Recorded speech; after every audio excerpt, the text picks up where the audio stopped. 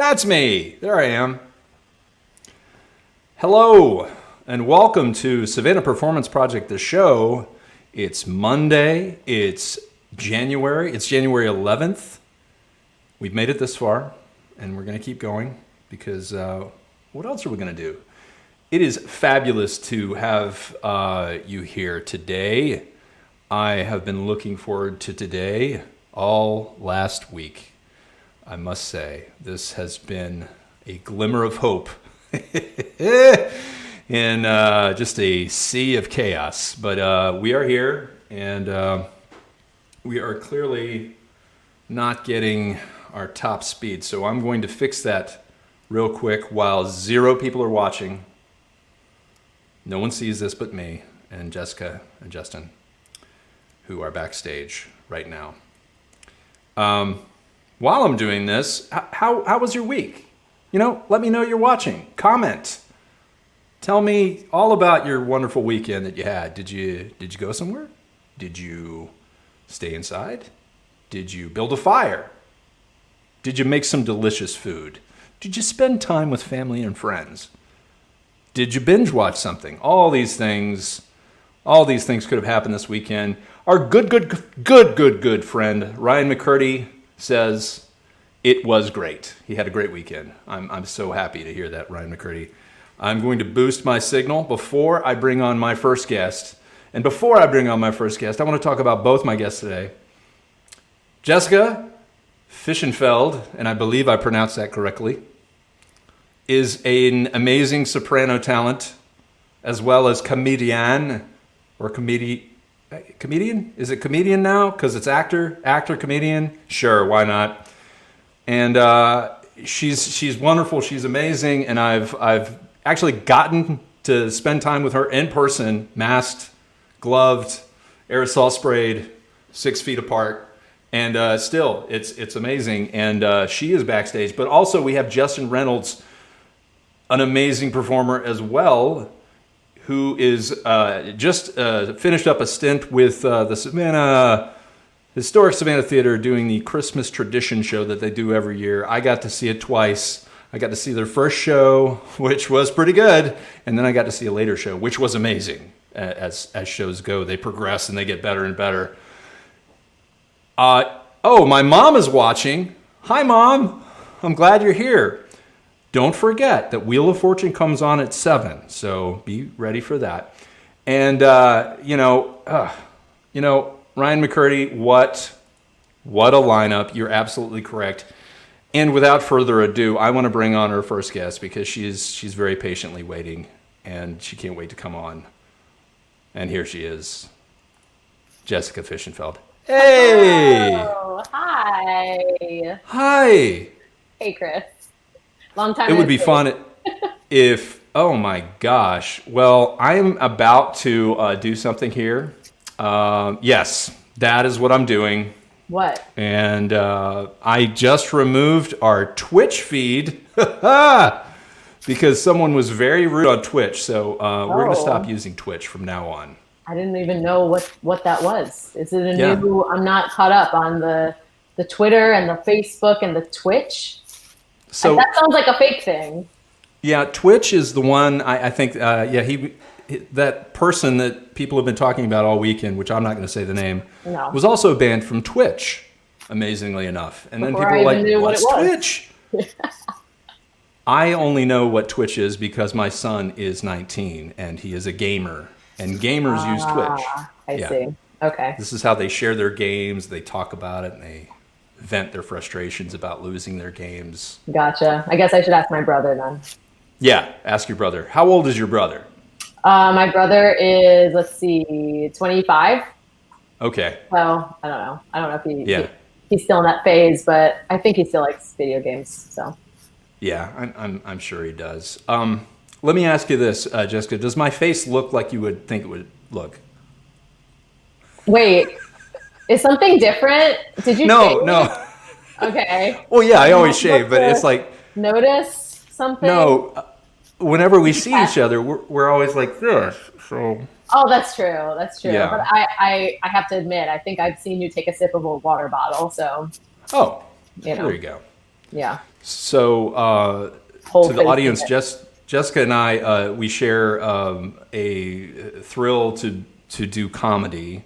So we've both been doing improv, musical improv, at Front Porch Improv here in Savannah. And regular improv. And regular improv. We've also been doing regular improv.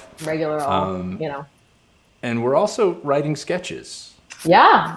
We're involved in a lot of things together. All of a sudden.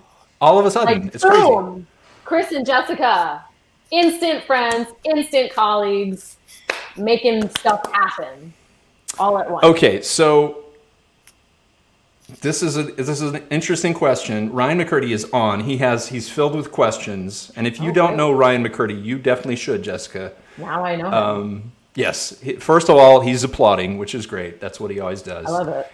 And secondly, he wants to know which is Jessica's favorite entry in the ring cycle. Okay, that's a good question. And now I can probably actually answer this because I spent the first part of the pandemic watching the Met Opera HD weekly free streamings, or nightly, really. And so I was able to watch the entire ring cycle in like one of the first weeks of the pandemic, and I had never seen it before. Because it's such a commitment to actually watch it live, especially when I was living in New York. It's like a huge financial commitment to watch all 4 operas, like probably like over $400. So one opera is how long? 5 to 6 hours. 5 to 6 hours. Yeah. So this is like a full day of opera. Oh yeah. I mean, back when Wagner was writing it, like what else did people have to do? You know, that was their entertainment for the whole day. Mm-hmm. And then they went back to their boring lives of no Twitch, right? Right. So it's hard to say, but I think I'm most drawn to I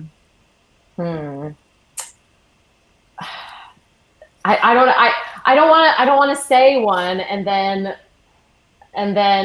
go back on it because I'm not sure. They all sort of blend into my mind, but. What was the last one? What's the last ring? Okay, so I think I'm partial to Götterdämmerung, which is the final one, and I'll tell you why though. Because yes, please, because honestly, I haven't a clue other than like Flight of the Valkyrie. That's all I know. Well, I think that shows up in all of them. Okay. But I guess Die Walküre is that the first one? Or no, Das Rheingold is the first one. Anyway, they show up like in the first one. I think it's a theme throughout. But I'm going to go with Götterdämmerung because one of the last things that I did before the entire world shut down was an off-Broadway musical called Das Barbecü.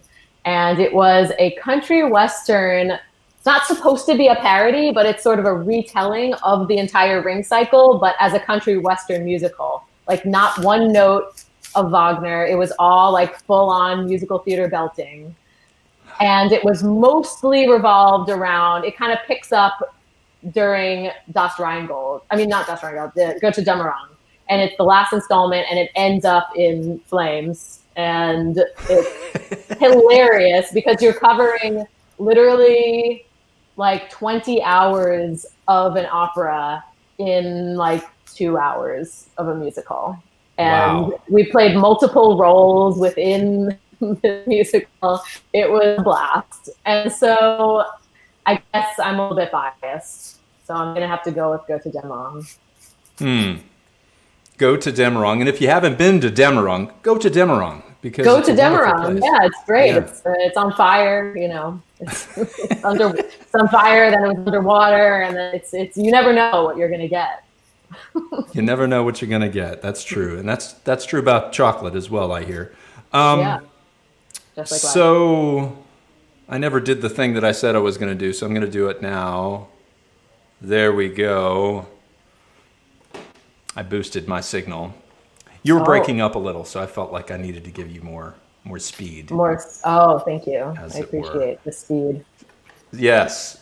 So here's a little thing that you started early on in what we call this pandemic. Can you tell me a little bit about this?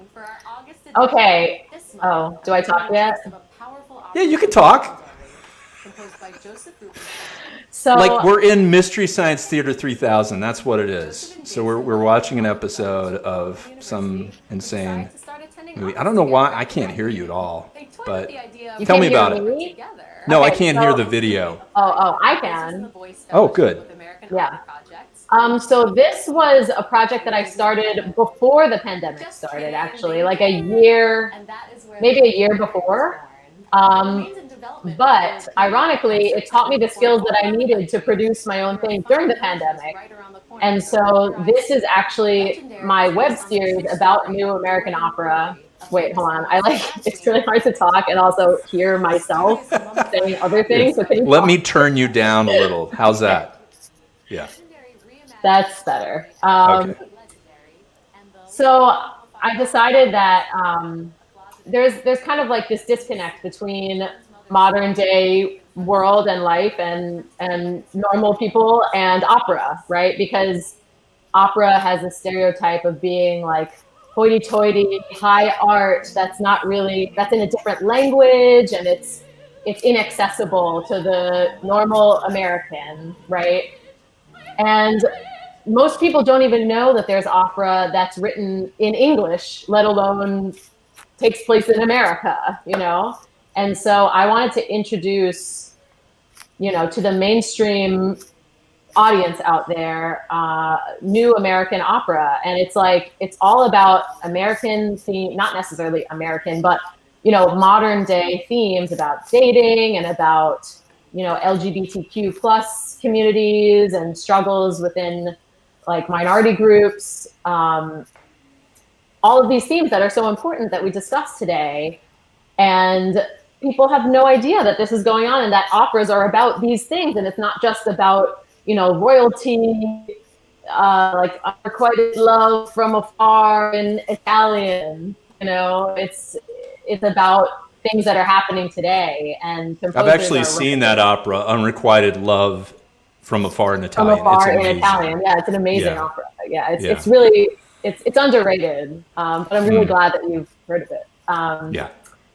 But anyway, I have so many friends who are composers and librettists who are creating these operas right now. And I want to help them get the word out there that these things exist and are quite entertaining and accessible to people who have never experienced opera before. So that was my goal of the web series. So the web series is called Alive and Kicking with Jessica Fishenfeld. It is. And I will post the link to it, if you don't mind. Not at all. Not at all. Okay. Unfortunately, Cool. we're on hiatus at the moment. We have 6 episodes off on the YouTube. On the YouTubes. On the old YouTube. We have 6 episodes and hoping to produce more. I'm thinking about how to now self-produce because I had a whole video team. The first 3 episodes are a little bit more low tech, and then the most recent 3 episodes are a little bit more high tech because I actually had a whole production company that I was working with, and it was like 3 camera angles and all that good stuff. Wow, if only you knew people that knew how to do video. I know now. Well, this was back in New York, and I knew my people, and now that I'm in Savannah, I'm gathering my new friends and learning about all this talent. Danger. I know. Yeah. I know. Don't worry, it's coming. Yeah. So that's great. I mean, that's opera. You learn about opera. You explain like modern opera, which is amazing. It also kind of ties into something else you're involved in now, and I'll tell you why. Because I think it was like 4 years ago, I actually went to see the American Traditions competition, vocal competition, finals, and there was someone up there who was introducing a song, and she was talking about it being opera, but it was modern opera, and it was written like on Reddit, and it was all about someone who was compulsed to put ice down the back of people's shirts. I haven't heard of that one. That's That's from an opera? I've heard of like the Craigslist leader, which was like a That's it. It's like that's what it is. It's a Craigslist thing. Yes, exactly. So Not maybe it was an Reddit, art Craigslist. song. It was an art song. It was probably the art song category because that's You're right. sung operatically. But yeah, see, I know too much.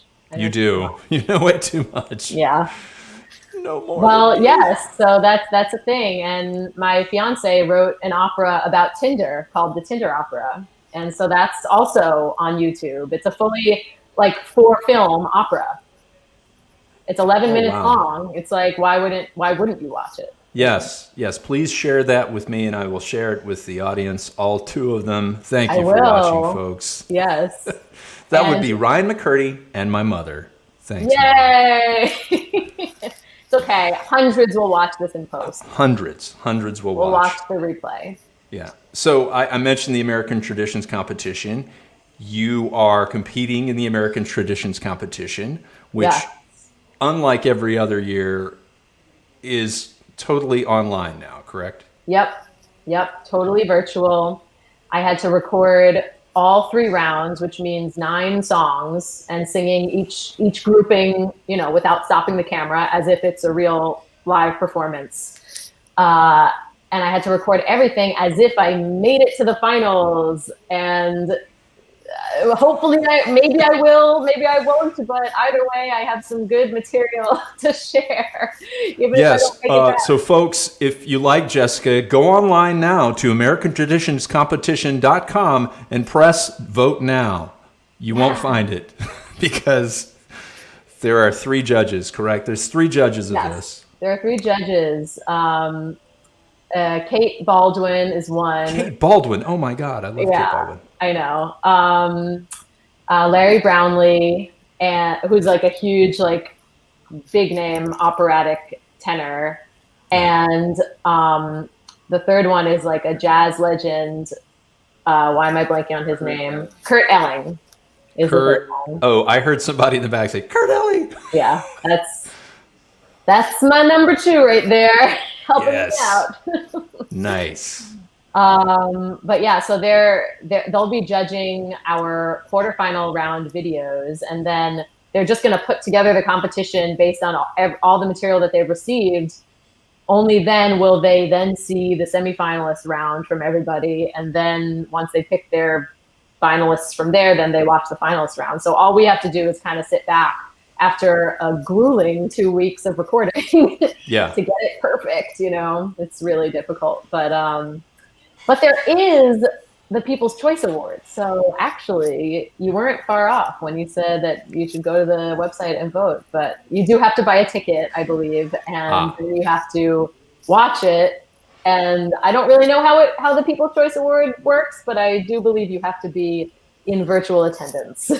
Okay. Well, I will be sure to post a link to the American Traditions competition. In fact, I may be doing it right now. We'll just have to see if I'm that quick while I talk about other things. Okay. So good at So recently, you worked on a project that was basically a tribute to a Broadway. Is it Broadway? Yeah. Composer? Yep. Is that correct? Yep.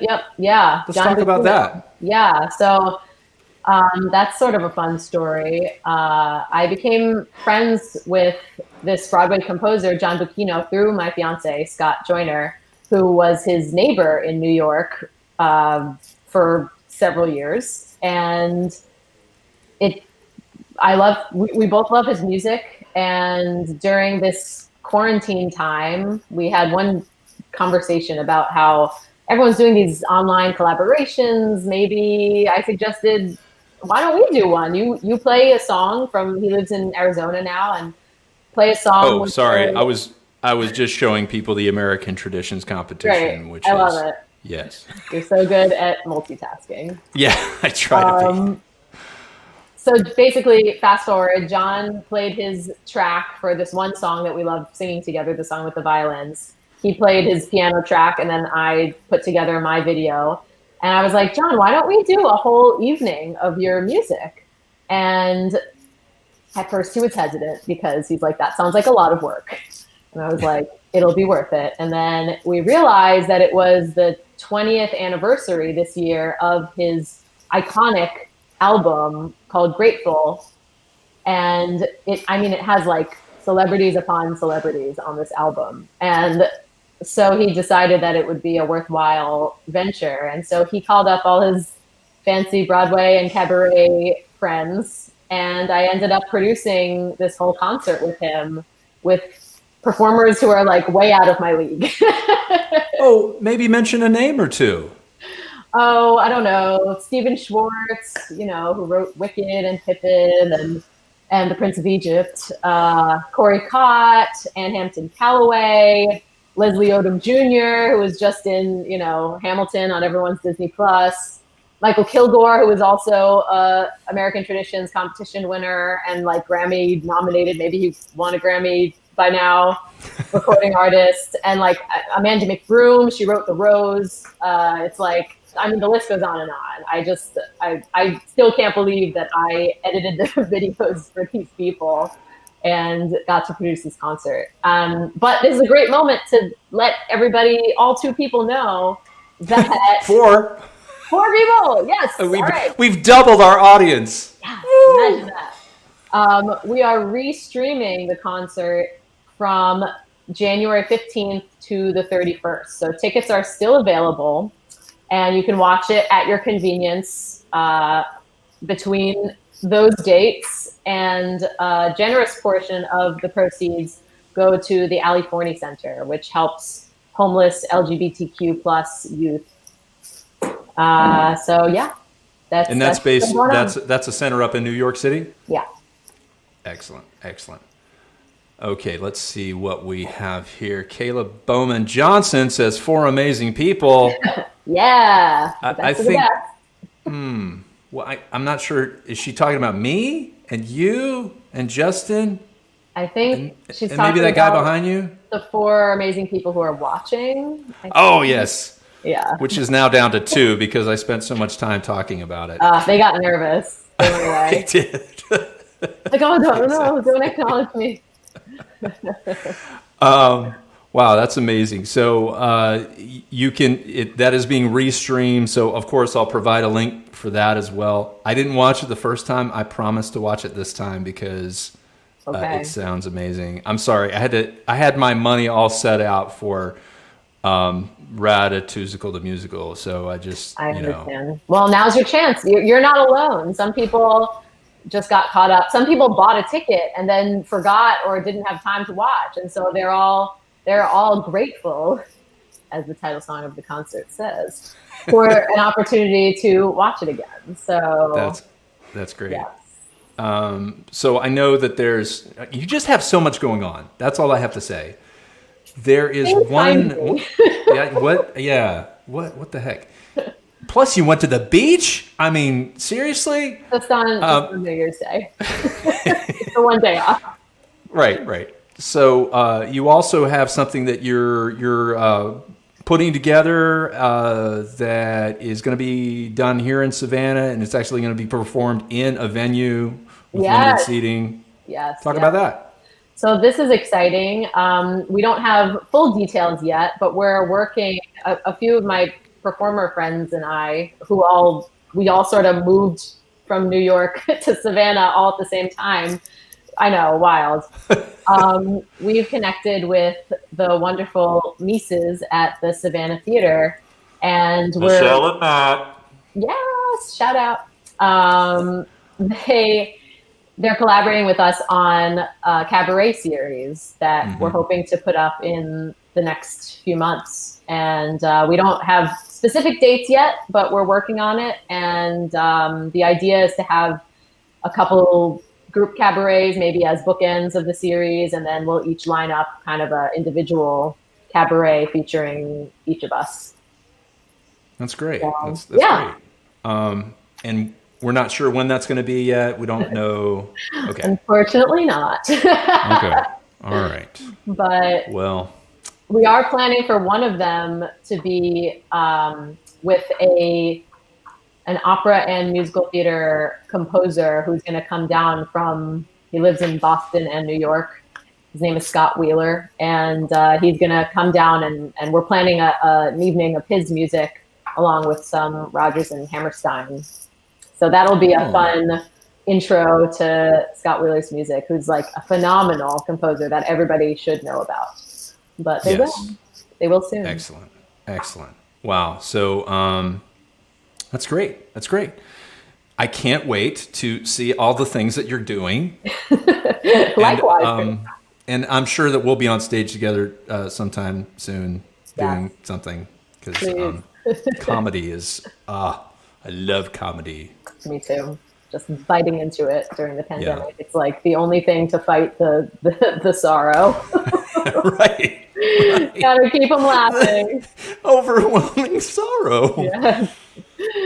Exactly. Yeah. If I don't keep laughing, I will just cry. Right. All of us. Mm-hmm. Well, Jessica, thank you so much. This has been amazing, and I know we'll see each other soon. But thanks for saying yes to this, and I'll see you next time when I say something and you, of course, say yes, and then we'll do it again. Great.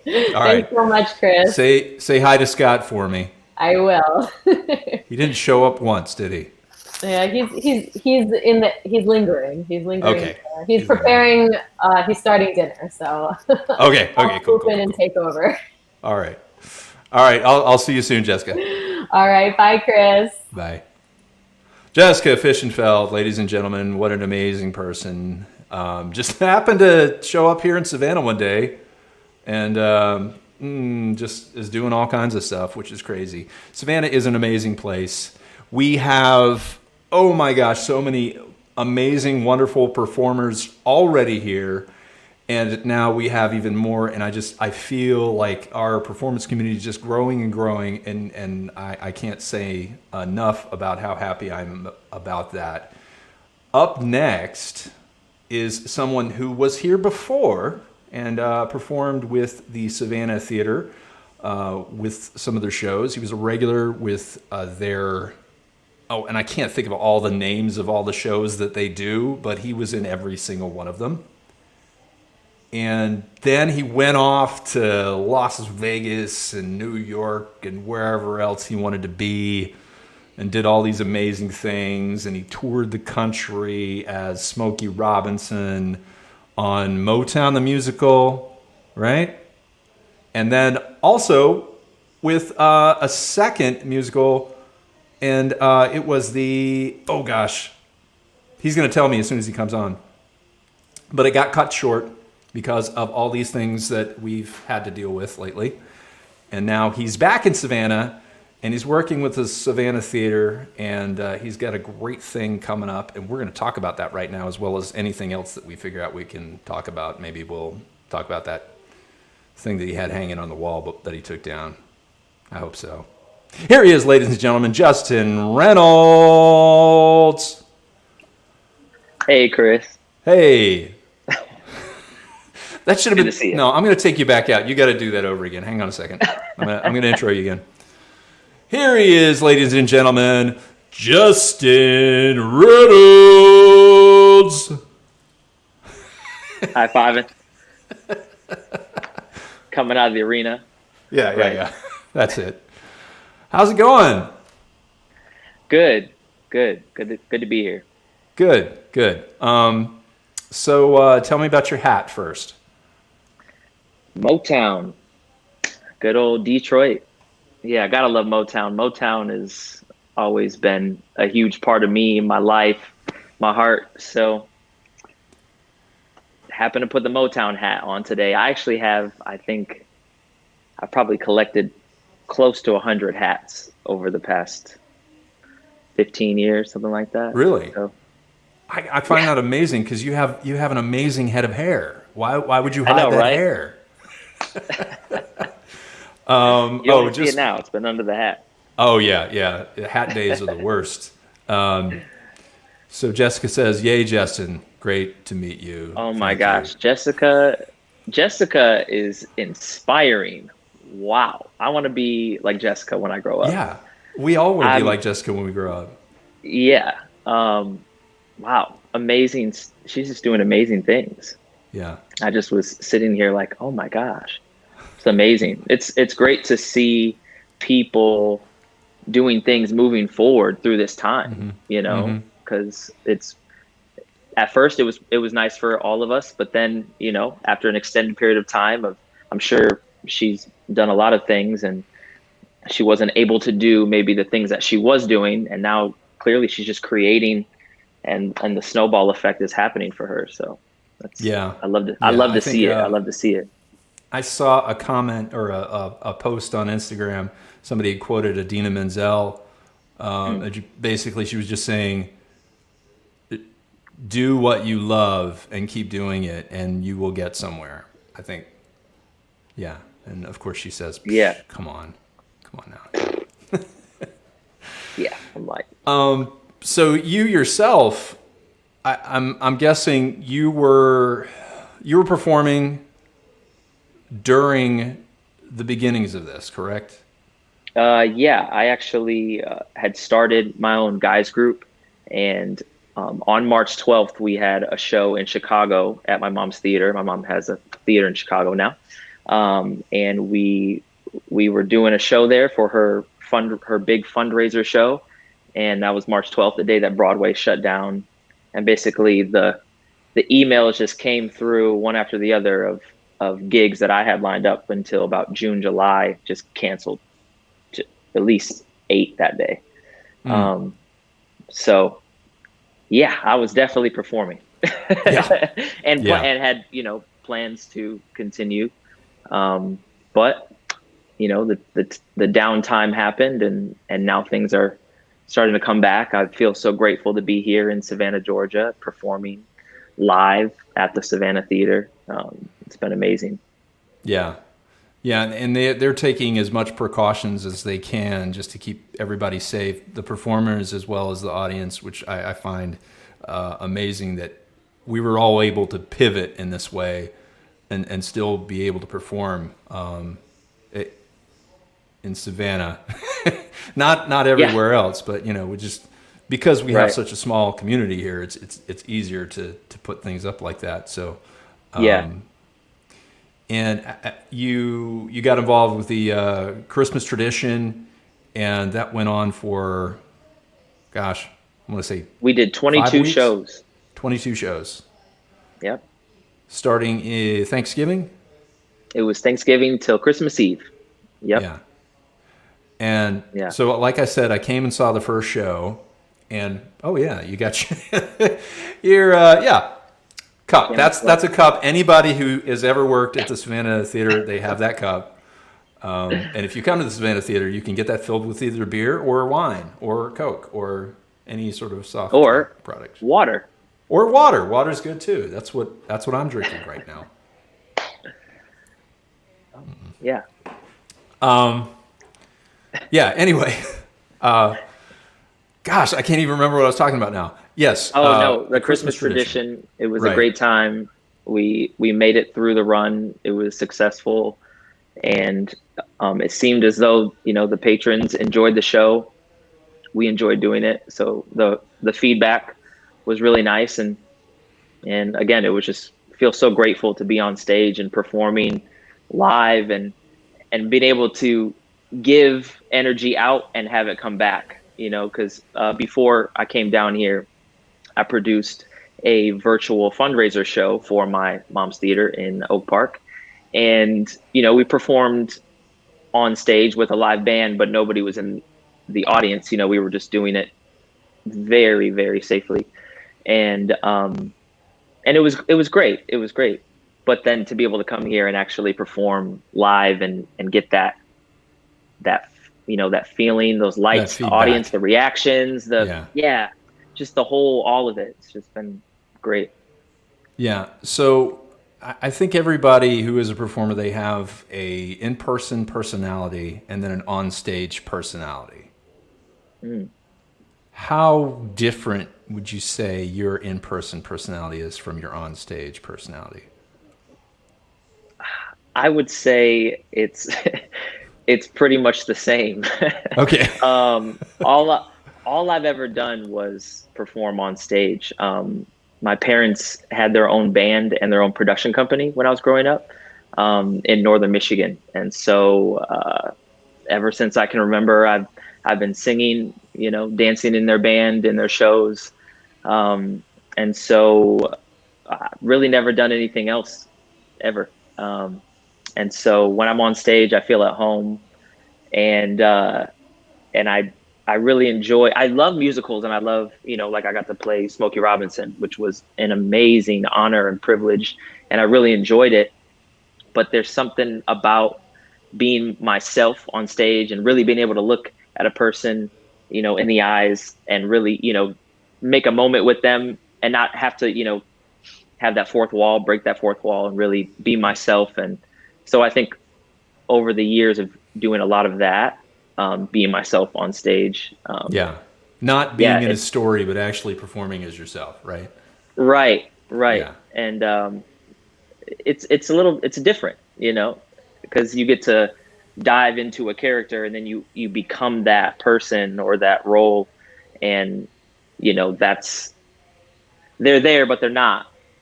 But then when you actually have to engage with them because they are there and you're just being you, it's different. And I like it. I love the audience reactions. I love kind of improv with that, in that sense. But there are times where I think I am a little bit more laid back off the stage than if you saw me on stage. You'd think, oh my gosh, maybe this guy is, has so much energy and is off the walls all the time. And then I get off and I'm, okay, I'm ready to chill. I'm ready to sit and watch some football. Yeah. But I get that. Yeah. I'm always on. I can't not be on. That's not true. I think this is a stage for me right now. So this is probably not who I am day to day. But yeah, I understand what you mean.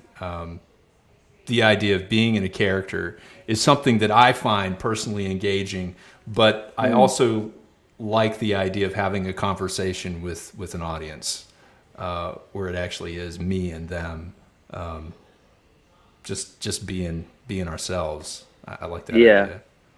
Yeah. So tell me, who was your main inspiration when you were growing up, as far as artists? As far as artists go, musical artists, not like Monet or Van Gogh. Right. I was definitely into that. No. Michael Jackson, Stevie Wonder, James Brown. I had listened to those CDs just over and over and over again. Anything Motown, funk. My dad was a jazz funk bass player, so he had all that kind of music on. Earth, Wind and Fire. Well, so to me, I mean, you're younger than, of course, me. Now, I could see myself listening to all that. Was that an influence from your parents that you listened to some? Oh yeah, definitely.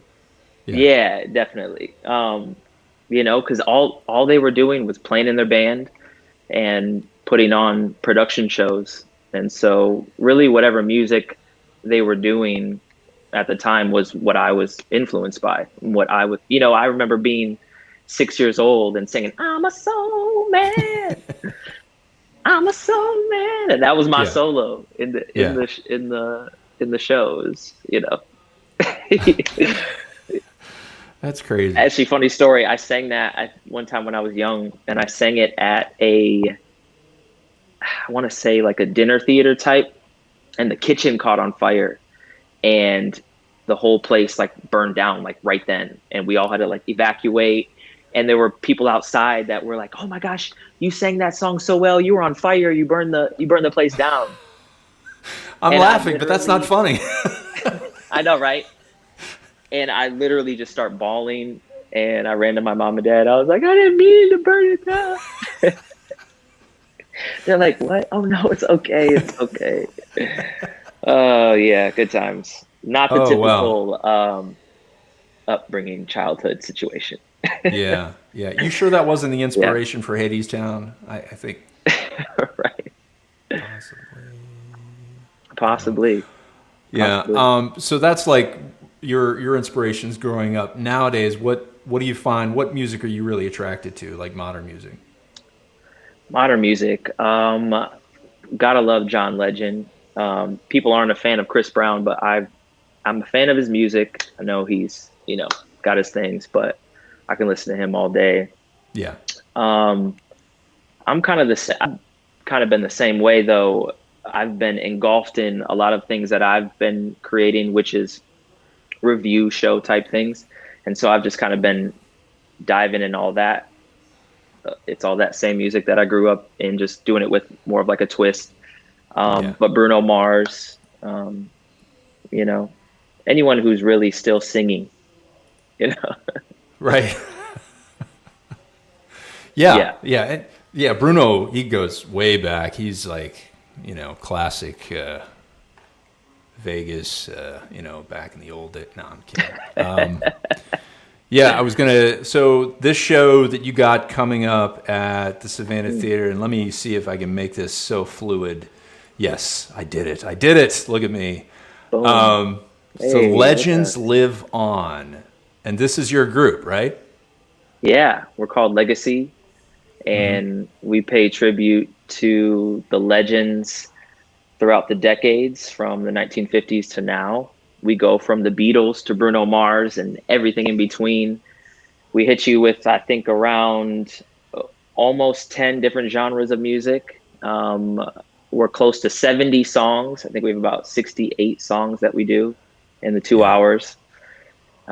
Very high energy, a lot of choreography, 4-part harmony, and 4-part harmony on songs that you may had not really heard before, like Stevie Wonder, obviously solo artist, but we sing a lot of it in 4-part. Bruno Mars, we sing in 4-part, along with the choreography, and it's a good time. I'm excited. Yeah, so I saw you and your good friend doing some choreography during the Christmas show, and I got to tell you, I was just like, what is going on? And honestly, this is a 4-person choreography number that they're doing with 2 guys, which is pretty outstanding that you're able to do that. Thank you. The moves, man, the moves, crazy. Thank you. So Thank you. You did a lot of dancing when you grew up. Did you take traditional dance training? I wasn't trained really. A lot of the training that I had was just by doing it, by being in the shows, being in the room, being, at the concert that my parents were putting on, and I'm out there dancing. But yeah, I danced a little bit over the years. Yeah. The one move that I want to learn is like that slide move, Oh, the glide. Yeah, the glide. The sideways moonwalk.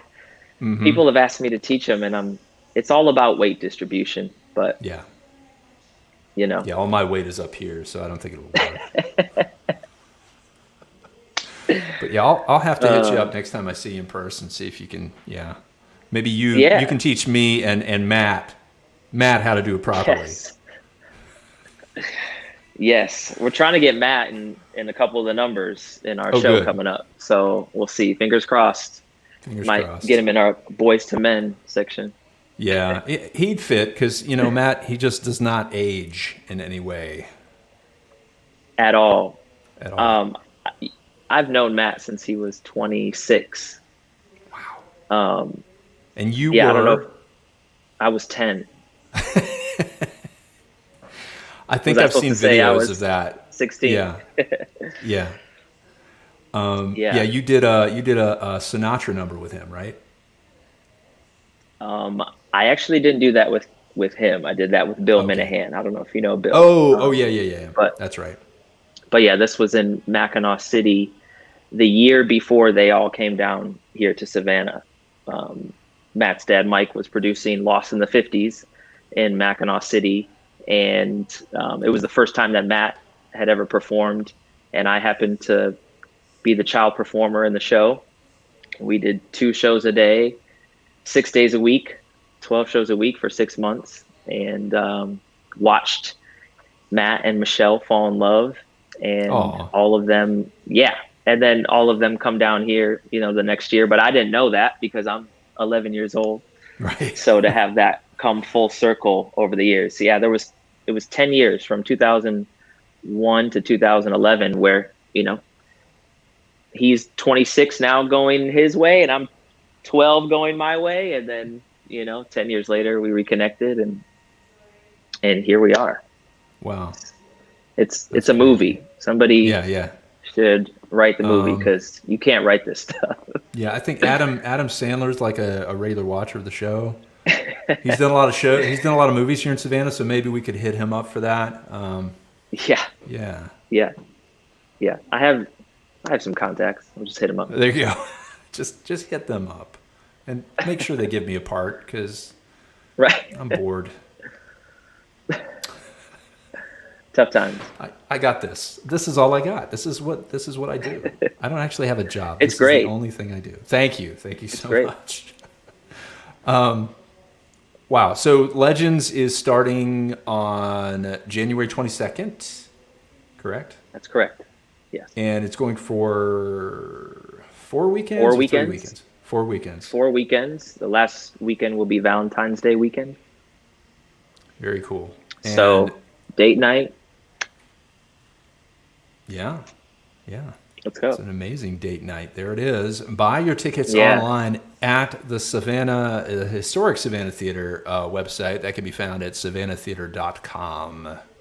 Ladies and gentlemen, if you are... it is a show that you will not want to miss. We're going to have some special guests as well. You're going to have a special guest? Yes. Okay. I won't say who that special guest is, but I know who that is. And here is the link for that. So you can go to that site and buy those tickets now. Are tickets selling fast? I mean, it's limited seating. So definitely want to get the tickets as soon as you can. But yeah, hope to have a great turnout.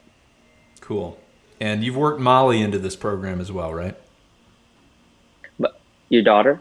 Yeah. Oh yeah, she can hop on. She can come on stage and. Awesome. Yeah, I have you on record. I refuse to let you go. I would love to see that. Yeah. I know she would love to see that too. She's. Gosh, we are a family of 2 performers here that are not performing. So anything you could do, Justin, just put the word in. I don't know what I could do. I could be like that cameo guy who's just like I could be like the audience participation guy, Yes. The plant. I'll be the plant for you. That's what I'll do. We need one of those. I think I got the number for you. Okay. Cool. Very cool. Oh man, Justin, this has been a real treat. Say hello to your friend who's somewhere around there for me. And I'll say hello to Alex for you. Cool. Very cool. And I do have a tradition here. Jessica was our first guest, but you as the second guest, you get to take part in our tradition. And Alex did not get to do this when she was on the show, so you feel special about this.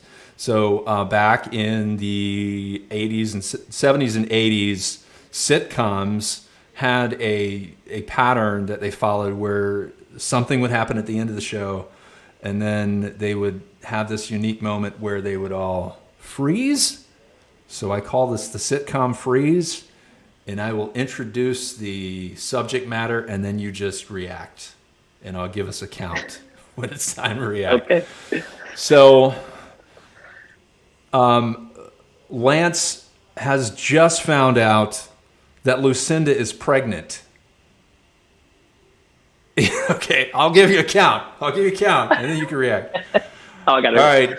Yeah. 3, 2, 1. Sitcom freeze.